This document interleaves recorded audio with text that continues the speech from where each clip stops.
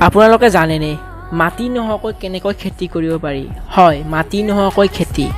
ইয়াৰ বিষয়ে হয়তো বহু কম সংখ্যক মানুহে জানিব। এই টেকনিকটোক হাইড্ৰপনিক ফাৰ্মিং বুলি কোৱা হয়। আজি গোটেই বিশ্বতে টেকন'লজি ইমান আগবাঢ়িছে যে সকলো ইমান এডভান্স হৈ গৈছে, কিন্তু খেতিৰ ক্ষেত্ৰত এইটো আগবাঢ়িব পৰা নাই। এই হাইড্ৰপনিক ফাৰ্মিঙৰ খোজ বহু আগতে হৈছিল, প্ৰায় 600 BC আগত। কিন্তু 100 বছৰ আগতে উইলিয়াম ফেড্ৰক গ্ৰীকৰ হাইড্ৰপনিক ফাৰ্মিঙক ইউনিভাৰ্চিটি অফ কেলিফৰ্ণিয়াত প্ৰুভ কৰি এই আইডিয়াটোক গোটেই বিশ্বতে বিয়পাই দিছিল।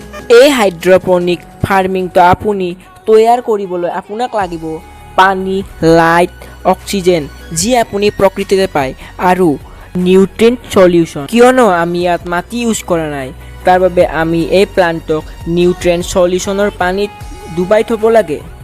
এই নিউট্ৰিয়েণ্ট সলিউশ্যন আপোনালোকে সহজে বজাৰত পাই যাব। এই টেকনিকটোত প্লাণ্টখিনি এই পানীখিনিৰ ওপৰতে থ'ব লাগে, নিউট্ৰিয়েণ্ট সলিউশ্যনৰ পানীত, আৰু এই পানীখিনি প্ৰত্যেক এসপ্তাহৰ পিছত পানীখিনি চেঞ্জ কৰি থাকিব লাগে।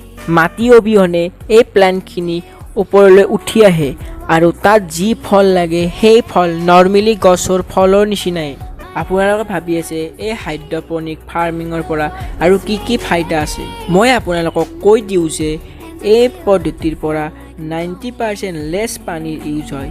এই টেকনিকত প্লাণ্টটো দুগুণ স্পীডত বাঢ়িবলৈ ধৰে মাটিৰ তুলনাত, আৰু এই টেকনিকে ঠাই বহুত কম লয়। বহুতো খেতিয়ক আৰু বিজনেছমেনে এই পদ্ধতিৰ দ্বাৰা বহু বস্তু প্ৰডিউচ কৰি আছে।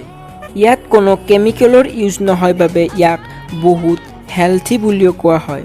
ভিডিঅ'টো ভাল লাগিল যদি লাইক, শ্বেয়াৰ, কমেণ্ট কৰি দিব, আৰু এনেকুৱা ইণ্টাৰেষ্টিং ভিডিঅ' চাবলৈ আমাৰ চেনেলটো ছাবস্ক্ৰাইব কৰি দিব।